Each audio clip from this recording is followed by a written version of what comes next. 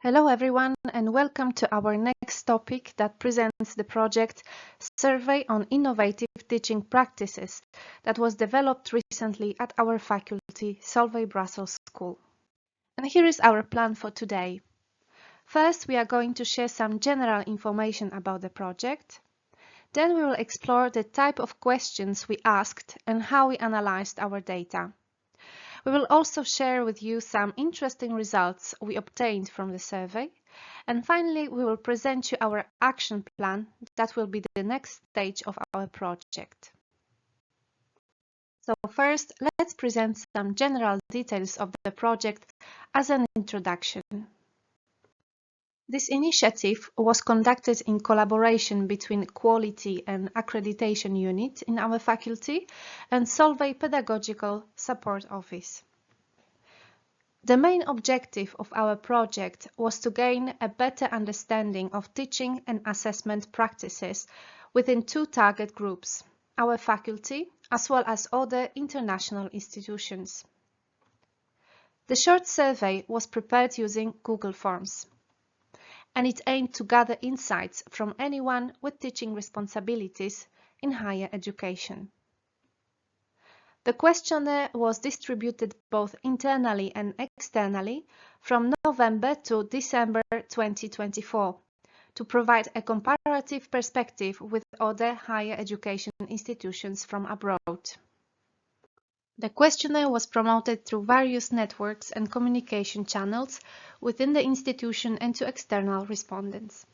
The project was announced at our monthly Pedagogy Council meeting at the faculty. Several reminders were sent to academic staff of the faculty. It was also promoted via LinkedIn groups focused on teaching, as well as through the accreditation organization AACSB Exchange Community. Also, we prepared QR codes to easier promote the survey during other events at the faculties, such as trainings, debates, or teaching meetings. And finally, we spread the word through several other occasions to improve the project's impact. Now, let's analyze the type of questions we asked in the survey. The survey was divided into 4 parts. General information, such as name, first name that applied only for our faculty, type of teacher, country of residence for external respondents, types of programs they intervene in. Then the next sections were referring to teaching and assessment methods and to the use of the digital technologies and generative artificial intelligence. Here we asked for the exact tools the teachers use and for what main purposes. We also asked about the respondents' training needs, and we asked if they would agree to be contacted for further details about the teaching methods. The forms contained both multiple choice and open-ended questions. The 2 first sections were mandatory, and the 2 last ones remained optional. After concluding the survey, we moved on to analyzing the results. Since the survey included both multiple choice and open-ended questions, our approach had 2 main components. For the multiple choice questions, we created graphs and statistical data to visualize the quantitative responses. This helped us identify key trends and patterns clearly and in detail. When it came to the open-ended questions, we also developed a quantitative analysis through graphs, but for this part, we conducted also a qualitative analysis in order to uncover nuanced insights into teaching practices and training needs. This approach allowed us to identify patterns and themes, and it gave us a richer, more complete understanding of the responses. We presented the results in a way that highlights the findings separately from our faculty and external institutions, but of course we included the average data as well. Now let's dive into the most exciting part, a selection of answers from our survey. We gathered responses from a sample of 150 participants, with 46 teaching at our school and 104 from other institutions. The survey versions and results are labeled in blue for Solvay Brussels School and in red for external respondents, and the average data is presented in yellow-orange.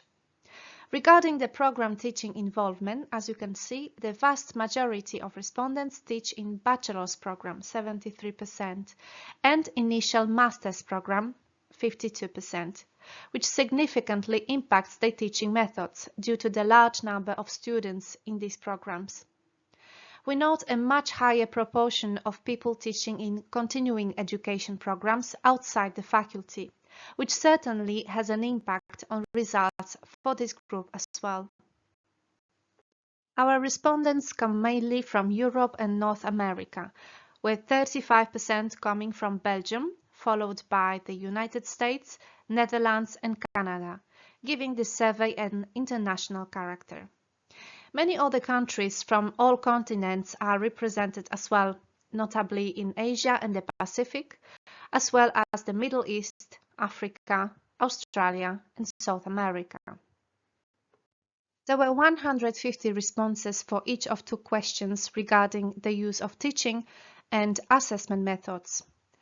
What is probably not surprising is that on average 90% of respondents indicate the use of lecture-based teaching, and this trend is slightly stronger for those outside the institution.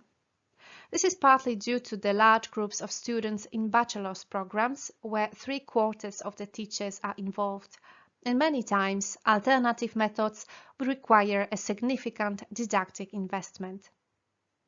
We also observe a significant portion of respondents using more interactive teaching methods, such as class discussions, group work, guided exercises, case studies, and inviting external speakers, but with visible disparities between the 2 groups observed.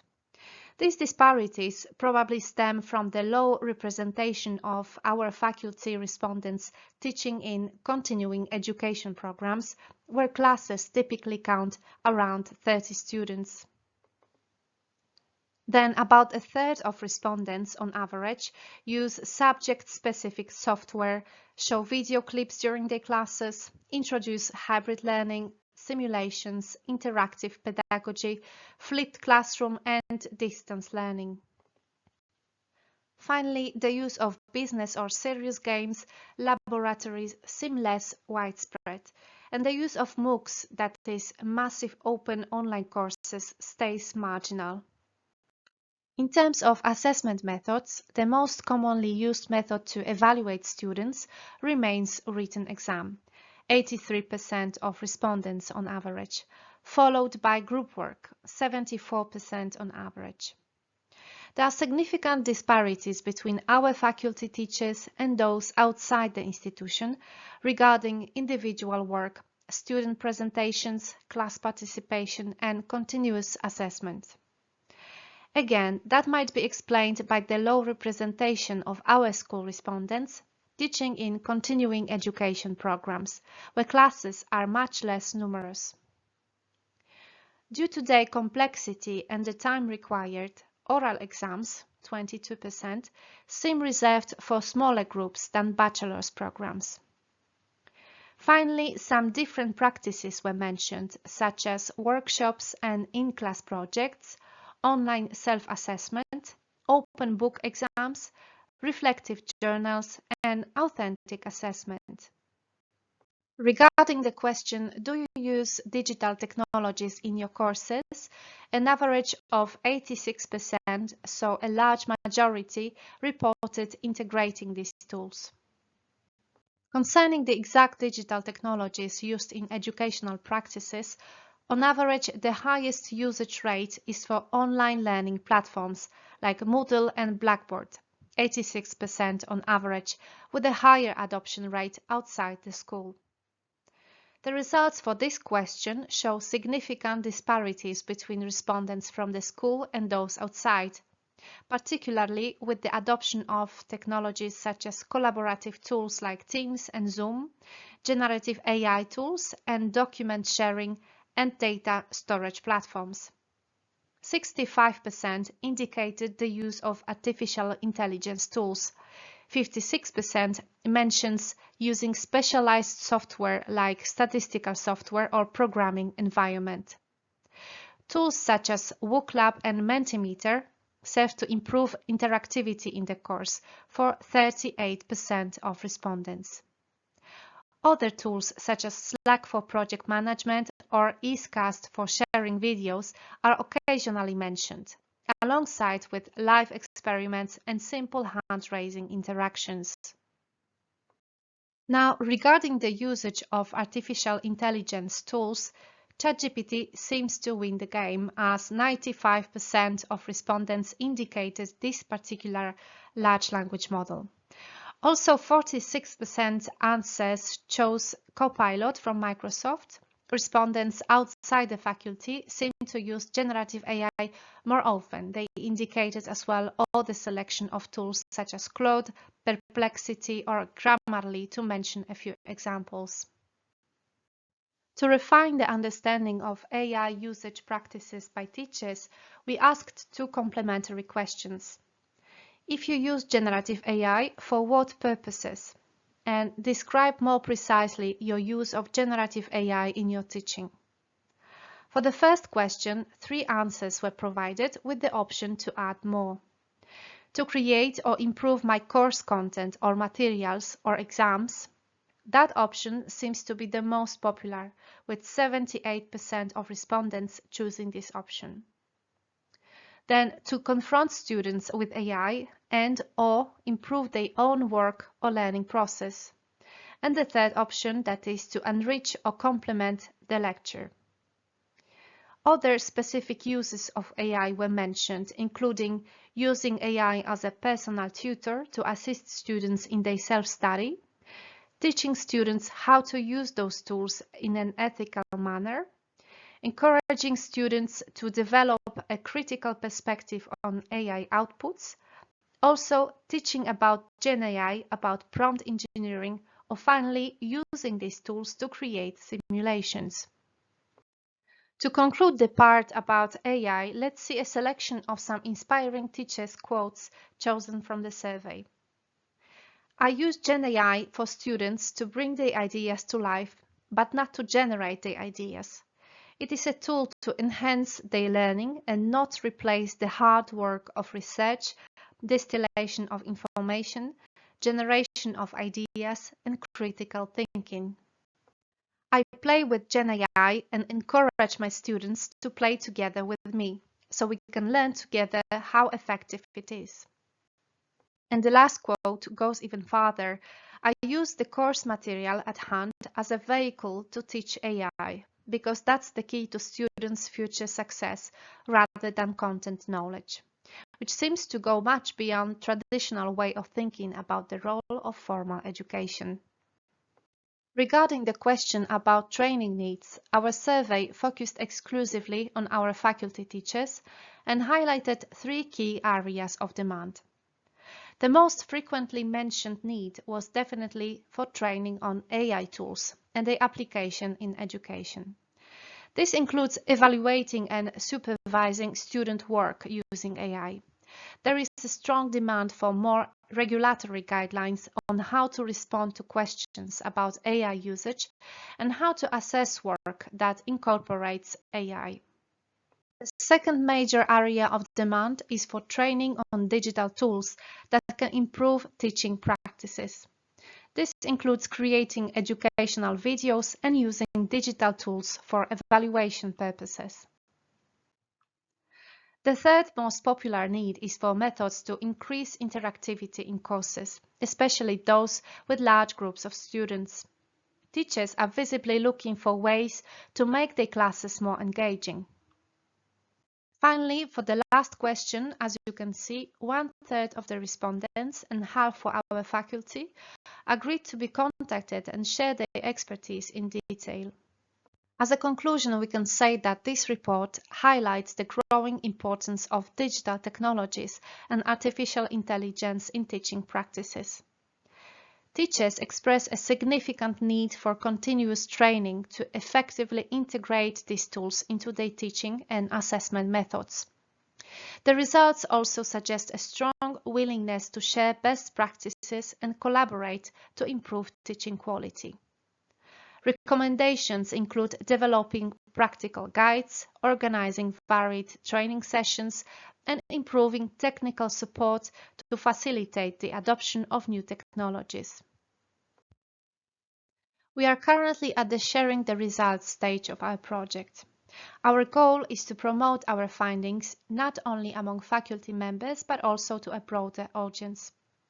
To this end, we are developing a short report summarizing our key insights. A summary has already been presented at the faculty's Pedagogical Council, and we are exploring additional ways to disseminate our findings, including presenting them in a faculty meeting that brings together academic staff from various disciplines, publishing a summary on social media platforms such as LinkedIn, or sharing them with other faculties within our university, including the Teacher Support Center and the AI Coordination Unit. The last phase, and the most important one for our project, involves collaborating with faculty members to implement changes based on the survey results. We are exploring various ways to maximize the impact of our project. One of the most important actions we plan to undertake is to tackle the urgent need to develop training program. We'll organize on-site and online sessions on popular topics such as AI in education, using digital tools for teaching, and promoting active learning.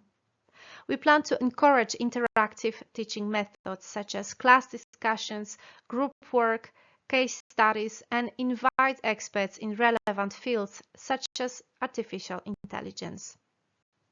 We also need to focus on developing regulatory guidelines for using AI in teaching practice, to provide teachers with more clear guidelines on how to tackle this question in their teaching and assessment practice. In addition to training, we plan to create toolkits for our teachers. This will include short videos and digital guidelines to complement the training sessions and spread knowledge effectively. Personalized support will be provided to help teachers develop digital skills for their courses or adapt teaching methods to their specific contexts. Another idea is to establish a community of practice for teachers to share experiences and resources, including peers from other faculties and disciplines. It is important to foster collaboration with other institutions to exchange innovative teaching methods and pedagogical projects. We're also planning to record videos of the teachers that try different methods to teach effectively, so that they can share their inspiration with our community. Finally, on our to-do list is the task to contact the selected respondents in order to interview them about the details of the inspiring educative initiatives they develop in their daily teaching practice. So as you can see, a lot of work ahead of us. But it is also a very rewarding process because we can look closer at the real data about the faculty teaching practices. We can also spread the inspiration about innovative teaching methods and adapt the support to the real needs of educators, and at the end, make a positive change. And that would be all for now. Thank you for watching, and join us for our next video where we will explore the subject of e-learning principles. Stay tuned and keep learning with us.